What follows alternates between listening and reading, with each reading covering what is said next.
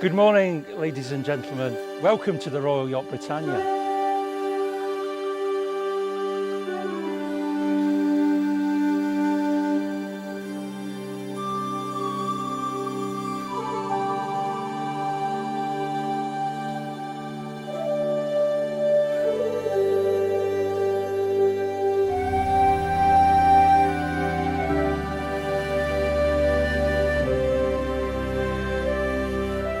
My name's Tim O'Brien. I'm a visitor assistant and tour guide on the Royal Yacht Britannia. Today I'm going to take you on a guided tour of some of the highlights of the Royal Yacht Britannia. A little bit of background about the Royal Yacht Britannia. She's been in here, Edinburgh, at Leith for the last 24 years. She came here in May 1998 and opened the doors to the first paying members of the public in October 1998, and she's been here ever since. So a couple of facts and figures for you folks. The Royal Yacht Britannia is 412'3" long, or if you're metric, about 125 metres long. She's 55 foot wide and has a draft of around about 17 feet. She weighs about 6,000 tonnes, so she's a pretty sizable vessel and more than capable of going on ocean-going voyages. In fact, she did a number of round-the-world cruises. She completed 1,086,623 nautical miles. That's the equivalent of one circumnavigation of the world for every year she was in service. We're going to head off now on a short tour of the Royal Yacht Britannia. I'll tell you a few of the secrets, some of the secret areas and some of the history behind the Royal Yacht. So please join me.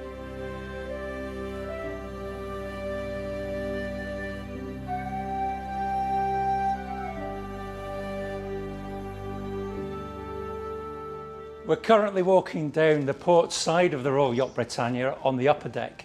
If you look down at the teak deck, this deck was replaced in 1986-87 as part of a big refit that Britannia went through. £22 million. They removed 20 tonnes of paint, they replaced 26 miles of wire, and they replaced all of the teak deck, all 14 miles of it. So this is the bridge. This is the control point, or one of the control points on the Royal Yacht Britannia. There'd be 3 people on here 24 hours a day, 7 days a week when they were at sea.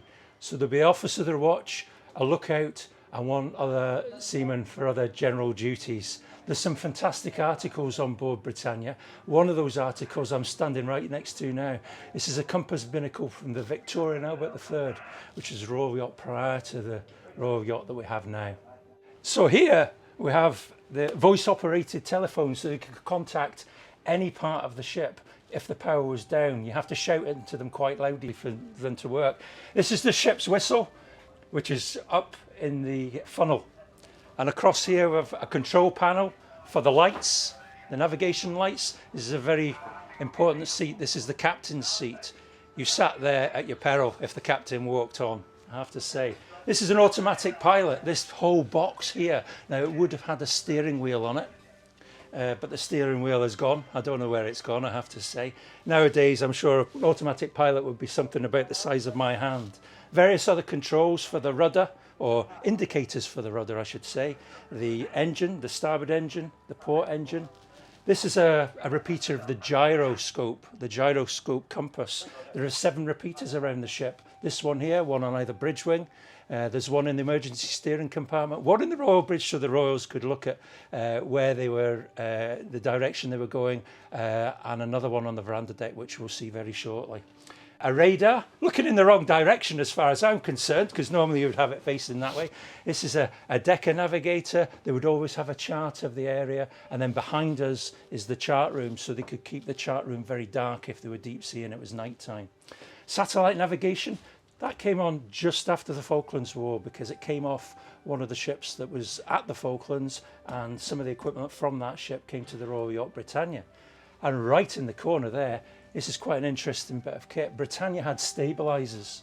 They would reduce a roll of 20 degrees down to 6 degrees. And it was done using this stabiliser. These are the controls for the stabiliser, which are effectively big wings that go out into the water and with like little ailerons. So when the ship was going one way or the other, the little ailerons would activate and stop the ship from rolling too much. Quite handy if they're operating on your appendicitis, I have to say. Ladies and gentlemen, this is the Royal Bridge. When Britannia was sailing to Singapore, Shanghai, wherever it was in the world, in America, Canada, South America, Brazil, wherever it was, this was often where the royals would stand and wave to people as they came in. You might notice that there's a teak barricade there. That was to stop the royal skirts from perhaps coming out if it was a little bit windy. But this area here, the royals often sat in the bridge. They're effectively a bridge there, and they could monitor the speed of the boat, what direction she was going, and probably look at a local chart. So I've got a great little story for you. This is the bridge deck as well, behind the main control room there. In 1967, the Royal Yacht Britannia was heading across the Atlantic to a place called Montreal for Expo 67. And would you believe that 4 racing pigeons landed on this very deck somewhere? I don't know where exactly. Now, because they were racing pigeons and they were obviously tired, and that's why they'd landed here, the crew were able to pick them up and put them into the flag lockers that we have just there, so that these birds could have a little bit of rest. Now, that's a nice little story on its own, I suspect. But the story continues, because one of those birds was a girl, and she laid an egg. Have a guess at what you think they did with the egg. A lot of people say they ate it. Well, bear in mind that a pigeon egg is only about the size of my thumb, so it wouldn't give you much of a meal. No, the answer isn't. They didn't do that. What they did was they took the egg down to the engine room. It's steam turbines down there, so it's lovely and warm. They incubated the egg. It eventually hatched. They fed the chick on bread, milk, water, whatever else a pigeon eats, which I think is just about everything. And the bird eventually grew all its feathers and flew away. So the DNA of that bird are probably still flying around in Canada somewhere, wondering where the Royal Yacht Britannia is. And of course we know where the Royal Yacht Britannia is. She's here in Edinburgh, in Leith.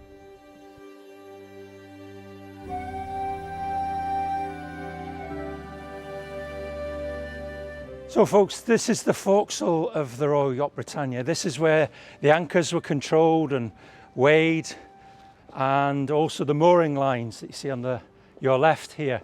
They were controlled as well. One interesting story, the Royal Yacht Britannia was again in Canada, as it happens. It was very, very bad weather, and they were at anchor. They actually had to put 2 anchors out so the Royal Yacht Britannia wouldn't drift. In the middle of the night, about 2 o'clock in the morning, there was a mighty bang at the front of the ship, and the whole ship rattled a little bit, and everyone sort of scratched their heads and were woken up from the slumbers. The following morning, the storm had abated, and they lifted the first anchor, or they weighed the first anchor. The second anchor came up, and on looking over the side, they looked at the anchor and realised that one of the 2 flukes had broken off. Now that shows the kind of force. It was put down to some kind of manufacturing defect or just excess force. But that shows you some of the effect of the seas. What happened next was quite interesting though. They had a carpenter on board, and he made that part of the fluke of the anchor. The painter came out and he painted it the right colour. They attached it to the anchor. So from a distance, all those Canadian people were fooled into thinking that everything was perfect. But of course, we know better. So ladies and gentlemen, we're now in the Admiral's accommodation. He lived in fairly solitary splendour here. On his own a lot of the time. He wouldn't necessarily go down and fraternise with the officers downstairs in the wardroom, but on occasion he would be invited down there for the odd meal. Now he had his own dining room, his office area here, which could be cordoned off by a curtain across the top there, and just behind you there's his bedroom and bathroom. He's the only officer who had a bathroom. In fact, everyone else had to share their own shower cubicles. Even the senior officers had to share shower cubicles. And down in the bowels of the ship where the crew were, and there were 220 crew latterly on the Royal Yacht Britannia, over 170 of them shared about 6 or 7 showers and wash hand basins, etc. Now there's some fantastic articles in here. The tables and chairs and the desks and the chair that I'm sitting on now came from the Victorian Albert III, so that shows you just how old these things are. So I'm quite privileged to actually be sitting here. In fact, it's the first time I've actually sat here.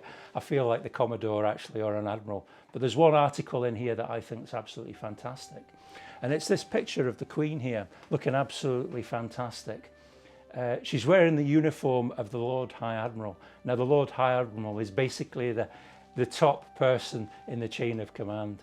Now, when the Duke of Edinburgh became 90, the Queen made him the Lord High Admiral, which I think would have been right up his street.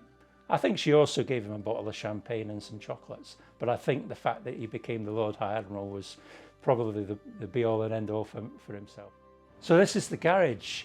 Initially, when Britannia was in commission, there was a royal car, and the royal car was a Phantom V5 Rolls-Royce.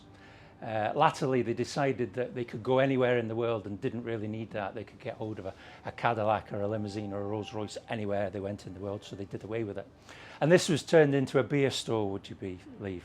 Now, when Britannia went up the west coast of Scotland, where the Queen could enjoy a sort of annual Western Islands cruise with the family, away from the press and the public glare, they would take a Land Rover similar to the one that we have here. That meant that the Queen could head ashore, because some of the roads up the Western Islands of Scotland are very narrow and pretty bumpy. Now, the very first time they went up there, they had no real means of getting the Land Rover ashore. So what they did was they took two of the whaler boats that are up on davits behind us at the moment, and they strapped them both together. They then took the Land Rover out of the garage and slid it sideways across the deck. They lifted it on these two gravity davits, and they gently lowered it over the side onto the two whalers and then towed it ashore. I think Prince Philip, I think he said that wasn't particularly adequate for the job in hand. So in some of the pictures that we have on a display here, you would see that he organised a floating pontoon for subsequent occasions. So, ladies and gentlemen, this was the area of the ship which was solely for the royal family. Inside here we have the royal apartments, the royal bedrooms. The first 4 windows are for the Queen. The second 4 windows are for the Duke of Edinburgh. It's their separate accommodation, separate bedrooms. The first room there is the Queen's bathroom. The next 3 are her windows to her bedroom, which we'll see very shortly. The next 3 are the Duke's bedrooms. Now, if you were one of the crew members who incidentally walked around in very soft shoes, some pumps, we call them, or plimsolls, if you were walking along here as a member of the crew and you looked in there and the Duke of Edinburgh looked out at you and he saw you looking in, guess where you were going? Home. So, ladies and gentlemen, we're currently on the veranda deck, which is where the royals would be able to relax. One of the fantastic items we have on here is the bell. Now, this bell is one of 2 original bells. The actual original bell that was here is now down in Trinity House on Tower Hill in London. They're the people who look after lighthouses and buoys in England and Wales, and they had presented that original bell to the Queen back in 1953. In fact, the 21st of October 1953, which is a very important date for those maritime people amongst you who perhaps know that date. Now, this bell itself came from the front of the ship. It was used on definitely 2 occasions, possibly 3, maybe more that we don't know about, for the christening of ships' crew's children. What they would do is they would take the bell off the mount when they were down in Portsmouth, which was Britannia's home port on the south coast of England. They would take it off the mount, they would take it ashore onto Whale Island to a chapel called St Barbara's Chapel. They would turn the bell over, put it into some kind of wooden jig, fill it full of the holy water and use it as a christening font. Now, I'm told that that's still tradition in the Royal Navy for destroyers and frigates and aircraft carriers to use the ship's bell for that very same thing. Now, normally what they would do on these other ships in the Royal Navy, they would sign the inside of the bell with the name of the child. But of course, this is part of the Royal Collection, and we can't be writing anything on anything of the Royal Collection. There's another fantastic article here. Now, this is a replica of 2 compass binnacles which came from the Royal George of 1817. Now, funnily enough, the Royal George came into Edinburgh with Queen Victoria on board in 1842, I think, around about then. That compass binnacle, or the 2 original binnacles, were on the Royal George then. So that was the first time that those binnacles had been in Edinburgh. Now, As I say, this is a replica. It's made of fiberglass because it's part of the tour. It's part of the tour that you would see if you were to come on the Royal Yacht Britannia. It was made out of a solid piece of mahogany. It's got these beautiful decorative fish, and this is 24 karat gold. These are octopus on the side. They would normally have the tendrils or their tentacles going out there, but they don't. Now this, as I say, was used to house a magnetic compass. When it was on Britannia, it was one of those 7 gyro compass repeaters. Perhaps some of you within the crowd or within the audience today will be able to tell me what these balls are for. These are actually to offset the magnetic influence of the ship. They were made of soft iron. They are generally about that sort of size. These are quite decorative. So this is the veranda deck. This is the part of the ship that the royals could really relax. They would often have a sand pit here for the children, perhaps a swimming pool, portable swimming pool. Some of the audience may well have seen a video of the Queen, in fact Prince Charles and the Queen, watching some old cine photographs that they had. There was a slide coming down the steps just over there, and Prince Charles was sliding with a couple of other little princesses or ladies in waiting. Fantastic little bit of the Queen with her son sitting there. But this is where they would relax. They could have a little bit of privacy, and they would put canvas sides up around here. Just a little bit of background about the Royal Yacht Britannia. The ship was crewed by 20 officers, 1 Admiral, latterly a Commodore to reduce costs, but 220 crewmen. Now, the ship was basically in 2 halves. From the main mast, which is the middle mast that we'll perhaps see later on, and aft, that was the royal apartments, which included the household. From the main mast forwards, that was the working part of the ship. So that's where those 220 men and the 20 officers were. Now, when the Queen was on board, certainly for a state visit, she might bring up to 50 household staff from Buckingham Palace. Now that would include cooks, chefs, ladies in waiting, dressers, etc. Additionally, there would need to be some kind of entertainment for when she was entertaining kings and queens and presidents and prime ministers from around the world. And that would be provided by the Royal Marine Band, 20 to 30 men. And they would provide background music for evening meals perhaps, or they would do the beat the retreat on the quayside of wherever they were in the world, which was a fantastic sight to see.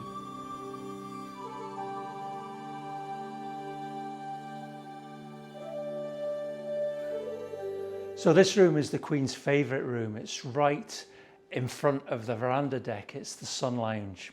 The Queen would have her breakfast in here, maybe afternoon tea, and could definitely relax in here.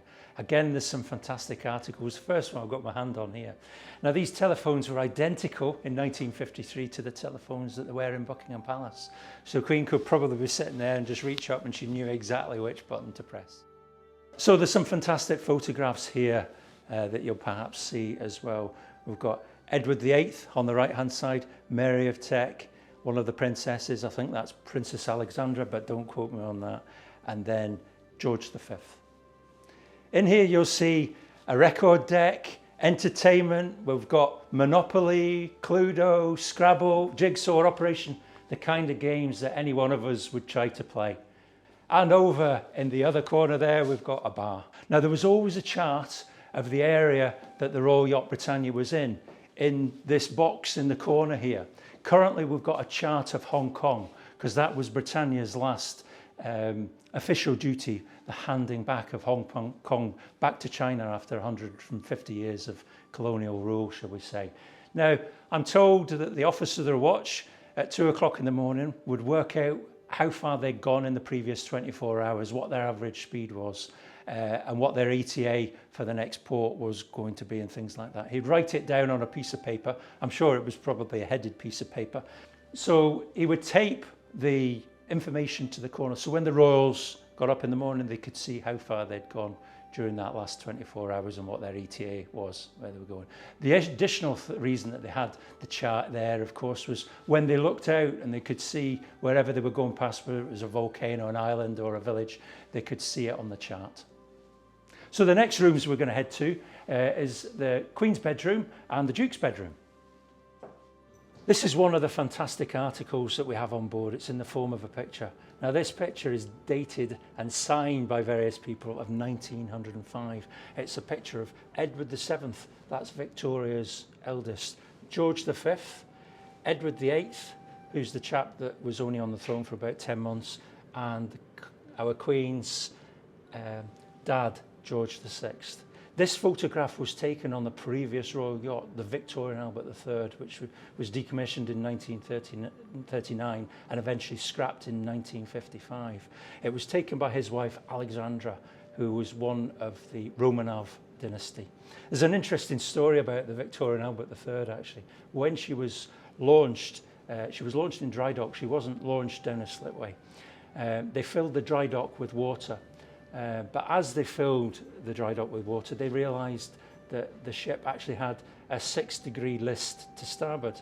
Now, I'm not sure if Queen Victoria was there at the time, because this is 1899, but she vowed that she would never ever go on that ship, and she never did, because unfortunately for her, she died in 1901, and that Royal Yacht was not commissioned until 1901. So this is just one of the photographs that tells one heck of a story of the hundreds of photographs and artifacts there are on the Royal Yacht Britannia.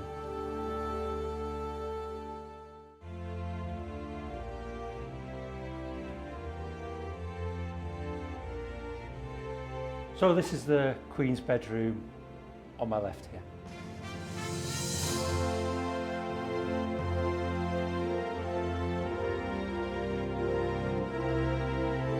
And this is the Duke's bedroom.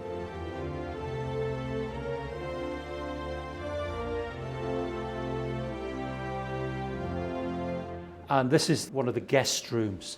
When Ronald Reagan was on board in 1991, Ronald Reagan was in the guest room.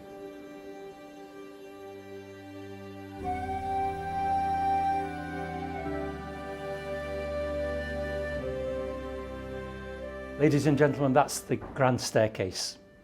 Now, we're in the royal apartments proper now. This is where receptions would happen.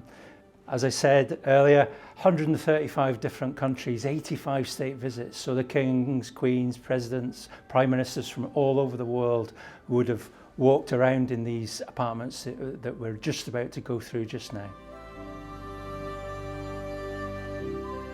So this is the state drawing room. This is where the Queen would sit and relax with all those kings, queens, presidents, prime ministers from all over the world. You'll notice that there are chintz covers on the chairs and the easy chairs there. I'm told that there were 3 sets of chair coverings. The first set was for those presidents, kings and queens from all over the world. The second set were for maybe business meetings, because the Royal Yacht Britannia wasn't the Queen's plaything. The Queen would maybe only on the Royal Yacht Britannia for a couple of weeks of the year. A lot of the time Britannia was perhaps sailing to where the Queen was going to be going, because the Queen would fly out to Australia. Britannia would have headed 5 or 6 weeks beforehand. She would have been used on occasions, maybe 2 or 3 occasions, as they went en route for business meetings. So British businessmen or British government officials would be on board Britannia, speaking to people from the local area, whether or not that was Shanghai. They were in Shanghai in 1986 and they had business meeting on here. Li Shenyan and Deng Xiaoping were in this room. The Queen nipped up the road to the Terracotta Army, and at the same time she went to see the Terracotta Army and the Great Wall of China, I think there was businessmen from China on board speaking to British businessmen, and they had a little sail up that Yangtze River.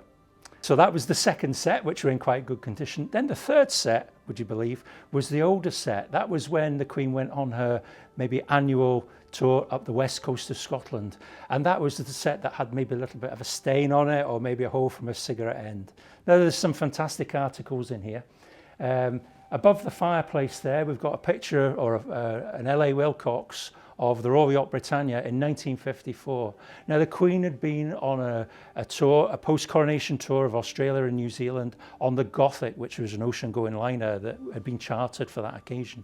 She came back through the Indian Ocean and through Suez, where she met the Royal Yacht Britannia, which was brand spanking new. They met in Libya, in Tobruk, and then they sailed to Malta. After that, they sailed up the Channel and into the Thames. And a chap called Winston Churchill came on board at some point during that. And they sailed down the Thames under Tower Bridge, and you see the Royal Yacht Britannia there flying the flags. So at this particular moment, not only the Queen, Prince Philip, the two royal children, but also Winston Churchill was on board. Underneath, there's an electric fire. Now the Queen and Philip actually wanted an open fire there. They wanted the feel of a country home in here, and a wood fire would have been just up their street. But unfortunately, Admiralty rules, because Royal Yacht Britannia was owned and run effectively by the Admiralty rules were that if you had an open fire on one of their ships, you had to have a sailor standing by with a bucket of water to put out any problems. So one of the artifacts that is in this room, the state drawing room, is a Walmart Baby Grand. Now it cost £350 when it was brand spanking new back in 1953, 1954. Now this piano has been played by the likes of Princess Margaret, Diana, Princess of Wales, Noel Coward. I'm sure the Queen's probably had a little go at the old chopsticks on here as well. How much do you think it's worth now? When the Queen and the Duke of Edinburgh came on board Britannia when she was being built in 1953, they came on board here, and the Duke and the Queen were picking light fittings and door handles and colours of carpet and colours of walls and kind of tables and chairs they were going to have and curtains, things like that. And the Duke was walking around and he said, well, this is all very fantastic. I think this is going to be absolutely fantastic, he says. But I have one small problem. Well, of course, the designers, what's the problem, sir? Well, what's the problem? He says, I just don't see where they're going to be able to serve my drinks from. So they added this little servery here, little cubby hole as I call it. It wasn't on the original plan. So the butler and the waiter could sit in there in a bit of privacy, maybe doing a crossword, not having to sit outside in the main body of the room where they'd be able to hear all the private conversations of the royals. So it gave the royals a bit of privacy from the stewards and vice versa. Now, if you were to look really carefully in there, just above the door, there are 3 lights. Ante-room, where we're standing now, one says drawing room and the other one says sun lounge. And you would, if you were to come on board, you would see some little buttons that look like light switches. Well, the royals, whoever who wanted another drink or whatever, would press one of these buttons and one of the 3 lights would light just above the door. The butler would know that he was being summoned and he would head off out.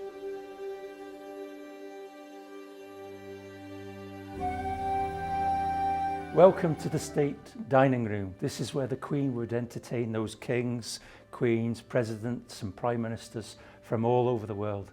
Britannia did way over 700 or 800 trips around the world, visiting that number of ports, 135 different countries, 85 state visits, from Mandela to Eisenhower to Li Shenyan from China, Deng Xiaoping as well. There are some fantastic articles in this room. Currently we're set for quite a small dinner, but we do on board the Royal Yacht Britannia up to 96 people sitting down for a meal where it's synchronised service. When the Queen was on board, generally it would be a state banquet for 56 people. There would be a top table. The Queen would have her back to the sword. The other members of the royal family would be on that table, as would the visiting dignitary and their partner. Then there'd be another table down the port side, one down the starboard side. One would be headed by the Admiral and the other one would be headed by the head of the household. Then in my little world, it would go in rank order. So you'd have lords, earls, barons, doctors, nurses. So if I was invited, I would be about 850 miles in that direction. Of course, I don't think I'd be invited. There's some fantastic articles in here. The Queen was given presents and gifts from all over the world. A ceremonial peace pipe from the Sioux Indians in 1976. If you look over to your right, you'll see feather money from Santa Cruz in the Solomon Islands. This was given to the Duke of Edinburgh in 1956 when he was on his tour around the world. There's a head there from Easter Island, tortoise from the Galapagos Islands, boomerangs from Australia, a ceremonial pig killer from the New Hebrides, a whalebone Prince Philip picked up from Deception Isle in 1956, and various other items from a small golden head from Bangkok and drums from Trinidad and Tobago. These are the kind of items that the Queen picked up, and they're all now part of the royal collection.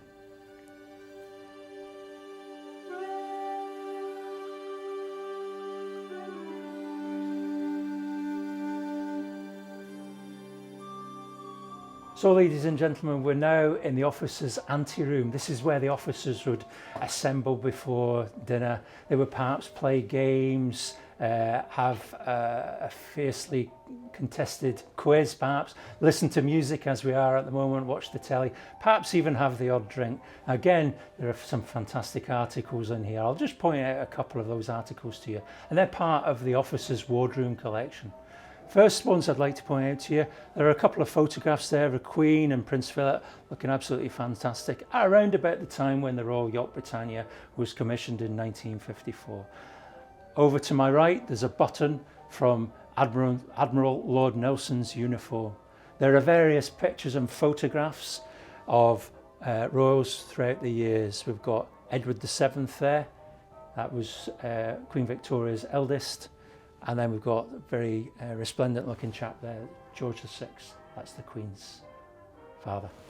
And in the corner, that's the top from a silver salt cellar. That was gifted to the officers of the Royal Yacht by Princess Alexandra. Again, she was one of the Romanovs. We're now in the officers' wardroom. This was where the officers would eat their meals. Breakfast and lunch were informal occasions, so they didn't have to get dressed up. But evening was always a more formal affair. So it'd be collar and tie, cummerbund black trousers and highly polished shoes. Again, there's some fantastic articles in this room as well. Now, Britannia was home to 4 honeymoons. Those of Princess Margaret, Princess Anne, Prince Charles and Prince Andrew. Now, that gave vent to the term of this being known by the yachties, who were the crewmen downstairs, as the love boat. So we're now in the senior rates mess, or the sergeant's mess, and this is where they could relax and perhaps have a beer and a drink and put their feet up and let their hair down, perhaps have quizzes and things like this. There are some fantastic photographs in here and some history as well.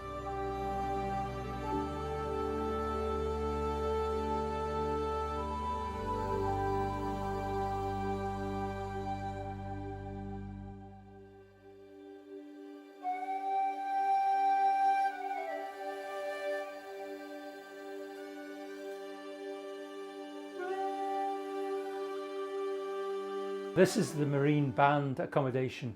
You can see how narrow and tight it was. So we're heading down now into the area of the ship, which was where the crew were. These small areas here, we've got 3, 6, 9, 12 people, no windows. And early on in Britannia's, when she was commissioned, there was no air conditioning down this neck of the woods either. So we're quite warm if they were in the tropics.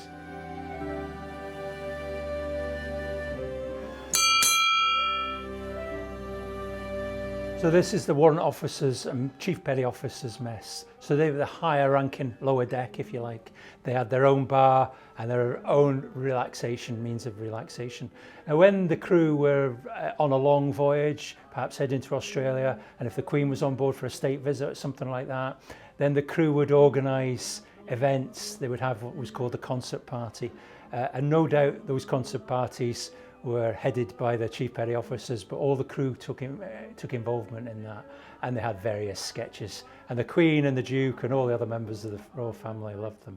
Again, there's some fantastic articles in here. One of them is actually a ticket from the day that the Royal Yacht Britannia was actually launched back in 1953 at John Brown's in Glasgow on the west coast of Scotland. So this is the mail room. As far as the crew were concerned, this was probably one of the most important rooms.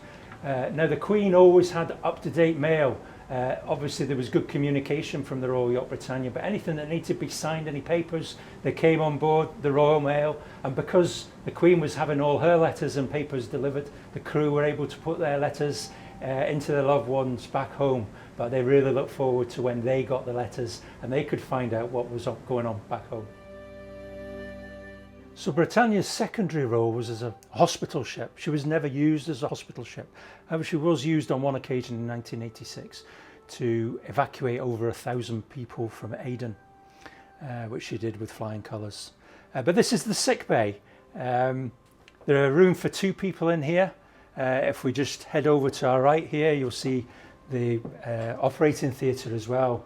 Now, on 2 occasions in 1956, the Royal Yacht Britannia was involved in a couple of emergencies. Now there's an island called the Gough Islands in the South Atlantic. There was a scientist down there who was a weather watcher basically. That was his job, to watch what the weather was doing down there. He had appendicitis. He came on board here and they whipped his appendix out. A second person that year came on board, and he was an officer of an Argentinian ship. He came on board here and had an appendectomy as well.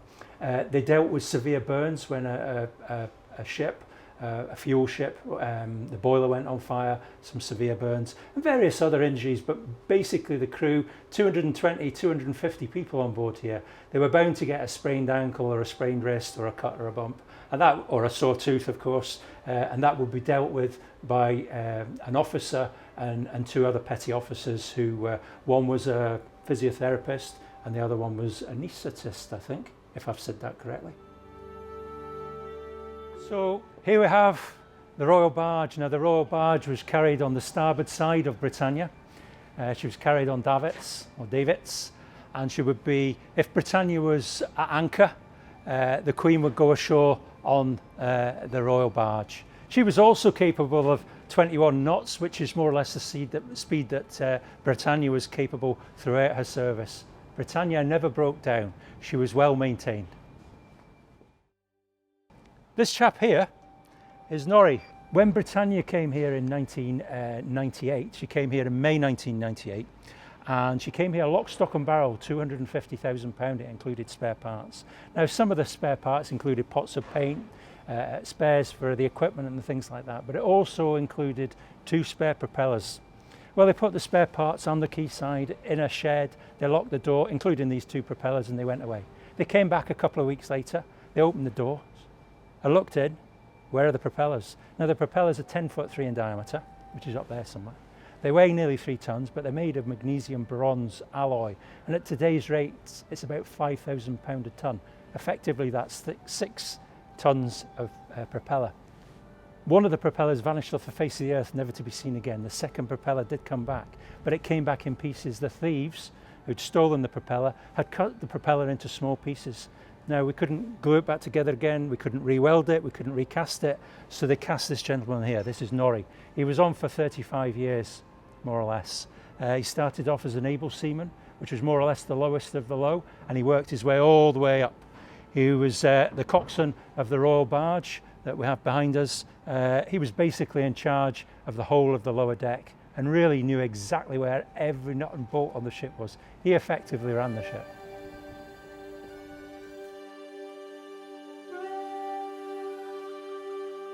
So we're now in the laundry, a very, very hot place to work, especially when you were in the tropics. The temperature in here could easily get to 120, 130 degrees. Now, it was a very, very busy place. You can imagine nearly 300 people on board here at any one time.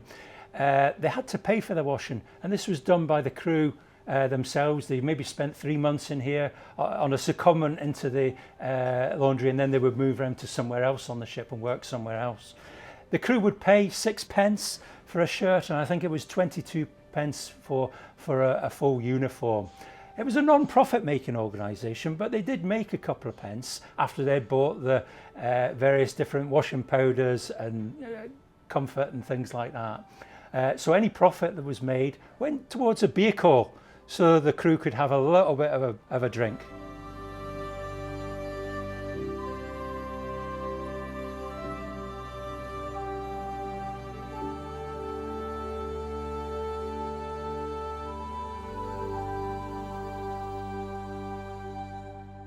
We're now in Britannia's engine room, which stands as a proud testament to British engineering of the 1950s. She's steam turbine driven.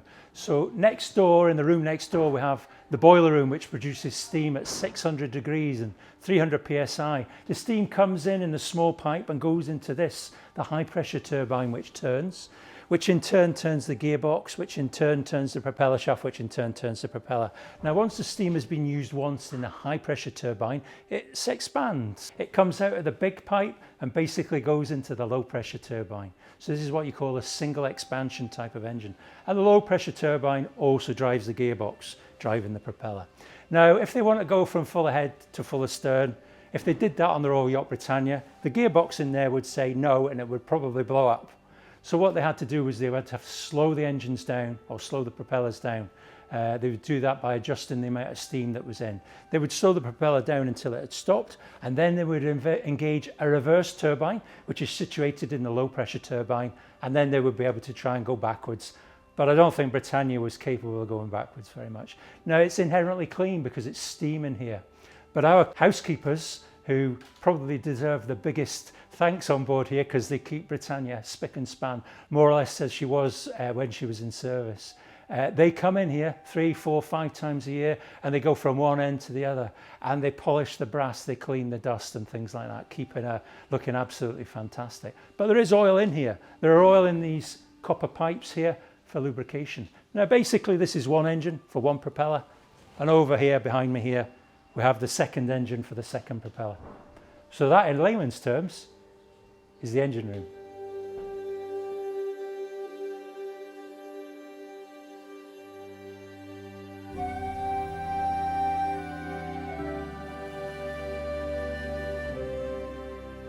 So this is where the engines were controlled and the commands were given from the telegraph. Now, the actual steering of the Royal Yacht Britannia was done directly below the bridge. The helmsman would be there, and commands would be given from the bridge down a pipe to the helmsman. Yes, you heard right, it was a pipe in the olden days, and he would either go harder starboard, 15 port, 15 starboard, or there would also be down there the telegraph, and the telegraph would be made up at the top, and it would read down there, and then the engineers down here would open and close the various valves.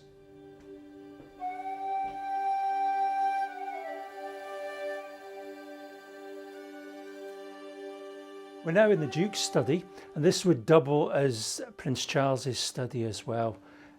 He could relax in here, but he could do his paperwork and other work that he had to do. You'll notice the ship at the end there, that's a minesweeper. This was the Duke's first command, it's HMS Magpie. We're now in the Queen's study. It's more or less identical size to the Duke's study, which is the other side of Britannia. We're now on the starboard side. Of course, they were interconnected with telephones so they could speak to each other if they wanted to. Some fantastic articles in here as well, photographs, the desk. The lights, these actually came from the Gothic. That was the ship that the Queen went on the Australian and New Zealand tour on back in 1954 or 1953-54, where she met Britannia in the Mediterranean. The mirror as well, that came from the Gothic. I'm told that the centre of the mirror is just a perfect size, of perfect height for the Queen to be able to make sure that she looked absolutely perfect. Ladies and gentlemen, that concludes our brief tour of the Royal Yacht Britannia. We very much look forward to seeing you here in Leith on the Royal Yacht Britannia. I'm now going to head off for a cup of tea and a scone in the Royal Deck Tea Room. Bye for now.